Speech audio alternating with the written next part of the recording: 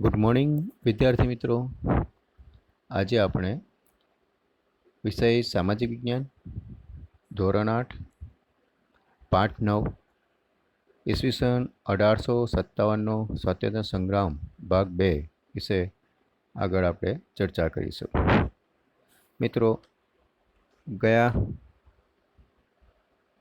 સેશનની અંદર ઈસવીસન 1857ના સ્વાતંત્ર્ય સંગ્રામ ઉદ્ભવવાના કારણો વિશે આપણે ચર્ચા કરી હતી. હવે મિત્રો, આગળ આપણે આ પાઠની ચર્ચા કરીશું. તો 1857 સ્વાતંત્ર્ય સંગ્રામનું આયોજન અને મંગલ પાંડે. ઈસવીસન 1857ના મે મહિનાની 31મી તારીખે દેશભરમાં એક સાથે ઈસ્ટ ઇન્ડિયા કંપનીની હુકુમત સામે સંગ્રામનું આયોજન હતું. તેની અંદર નાના સાહેબ પેશવા, બહાદુર શાહ જફર, કુંવરસિંહ, અવધના નવાબ વગેરે લોકોએ તેમાં સામેલ હતા.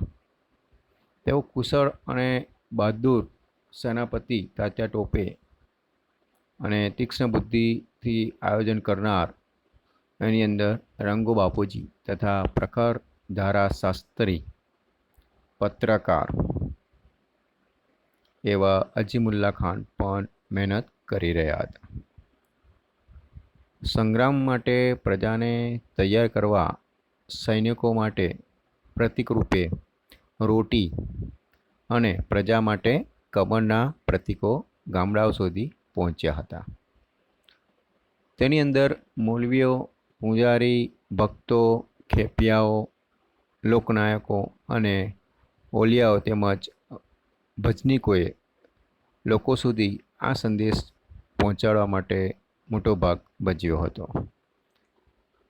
એટલે આ જે સંગ્રામનું આયોજન હતું એ હવે દિવસે દિવસે આગળ વધતું જતું હતું મિત્રો, અને એના કારણે જ આ 1857નો સ્વાતંત્ર્ય સંગ્રામના જે બીજ છે એ બીજ અહીંયાથી શરૂ થાય છે.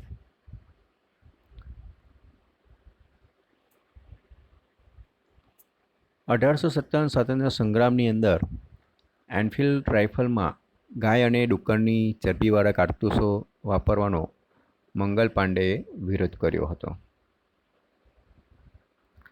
આ ઘટનાને લીધે 31મી મેએ નિશ્ચિત થયેલી સંગ્રામની શરૂઆત થોડા દિવસ વહેલા શરૂ થઈ ગઈ અને આયોજન ખોરવાઈ ગયું. પરિણામે વિપ્લવનું જે લક્ષ્ય હતું એ પાર પાડી શકાયું નહીં. હવે આ જે 1857નું સ્વાતંત્ર્ય સંગ્રામમાં જે વિપ્લવ હતો એની અંદર ઘણા બધા લોકોએ ભાગ ભજવ્યો હતો, અને તેમાં સૌથી પહેલાં જે આયોજક હતા એમાં મંગલ પાંડેનો જે ભાગ છે, કેવી રીતના સ્વાતંત્ર્ય સંગ્રામની અંદર એમણે ભાગ ભજવ્યો અને એમનું નામ ખરેખર અમર થઈ ગયું. તો હવે આપણે આગળ વાત કરીએ મંગલ પાંડે. મિત્રો, મંગલ પાંડે વિશે આપણે માહિતી મેળવીએ તો મંગલ પાંડે એ ઉત્તર પ્રદેશના બિલિયા વિસ્તારના નગવા ગામમાં બ્રાહ્મણ કુટુંબમાં જન્મેલા અને 7 રૂપિયાના પગારથી બ્રિટિશ લશ્કરમાં તેઓ જોડાયા હતા.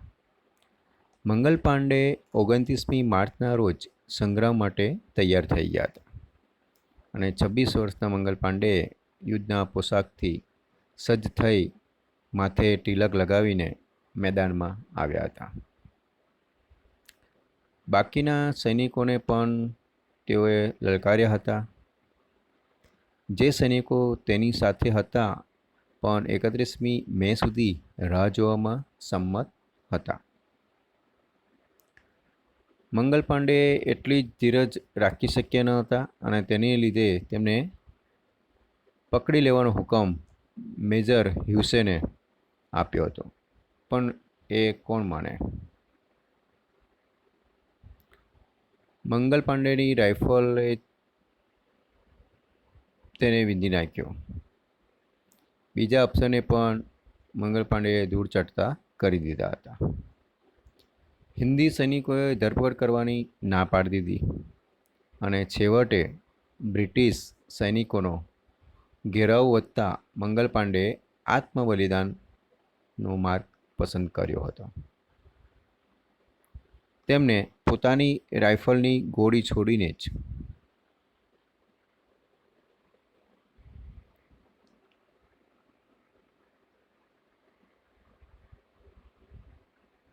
તે જમીન પર પટકાયા અને લોહીથી લથપથ સિપાહીને તાબડતોડ હોસ્પિટલ લઈ જવામાં આવ્યા. એનું કારણ એ હતું કે 1857ના સંગ્રામના જે આયોજનની માહિતી હતી એ તેમને મેળવવાની હતી અને 6 એપ્રિલ 1857ના રોજ મંગલ પર સૈનિક અદાલતનું નાટક શરૂ થયું. આખી કાર્યવાહી અંગ્રેજીમાં ચલાવવામાં આવી અને ફાંસીની સજા ફરમાવવામાં આવી. પરંતુ અંગ્રેજોને આ દેશભક્ત પાસેથી કોઈ પણ માહિતી મળી નહીં અને 8મી એપ્રિલે સવારના 5:30 વાગે મંગલ પાંડેને ફાંસી આપી દેવામાં આવી. આમ શ્રી મંગલ પાંડે ઈસવીસન 1857ના સંગ્રામના પ્રથમ શહીદ હતા. તો મિત્રો, આ જે સંગ્રામનું આયોજન છે એ આયોજનની અંદર મંગલ પાંડે જે છે ભાગ ભજવ્યો હતો અને મંગલ પાંડે 1857ના સ્વાતંત્ર્ય સંગ્રામના પ્રથમ શહીદ થયા હતા. હવે આ 1857ના સ્વાતંત્ર્ય સંગ્રામના જે પ્રદેશો છે એની અંદર આબુ, ગ્વાલિયર, દિલ્હી, મેરઠ, બરાકપુર, આગ્રા, કાલપી, લખનઉ, અલ્હાબાદ, બનારસ, જગદીશપુર, અયોધ્યા, કોલ્હાપુર, સાવંતવાડી, સતારા, બેલગાંવ વગેરે 1857ના વિપ્લવના કેન્દ્રો બની ચૂક્યા હતા. હવે મિત્રો, આપણે આગળ જોઈએ કે આ જે 1857નો જે સ્વાતંત્ર્ય સંગ્રામ છે એનો વ્યાપ અને તેના આગેવાનો. એક આગેવાન તરીકે આપણે જોયા અહીંયા મંગલ પાંડે. એવા ઘણા બધા જે આગેવાનો છે એ આગેવાનોએ આ સંગ્રામની અંદર ભાગ ભજવ્યો હતો. તો એના વિશે આપણે આગળ ચર્ચા કરીએ. સંગ્રામનો વ્યાપ અને તેના આગેવાનો. તો સૌથી પહેલાં આપણે જોઈએ દિલ્હી અને બહાદુર શાહ જફર. મેરઠના સિપાહીઓ 11મી મેની સવારે દિલ્હી પહોંચી ગયા હતા અને તેઓએ ત્યાં રહેલા સિપાહીઓની સહાયથી દિલ્હીનો કબજો લઈ લીધો હતો. 80 વર્ષના વૃદ્ધ બહાદુર શાહ જફરને સમજાવટને અંતે હિન્દના સમ્રાટ તરીકે જાહેર કર્યા હતા અને બહાદુર શાહે સંગ્રામનું નેતૃત્વ સ્વીકારતા સંગ્રામને પ્રોત્સાહન મળ્યું અને સંગ્રામ દેશના ઘણા બધા ભાગોની અંદર ફેલાવા લાગ્યો હતો.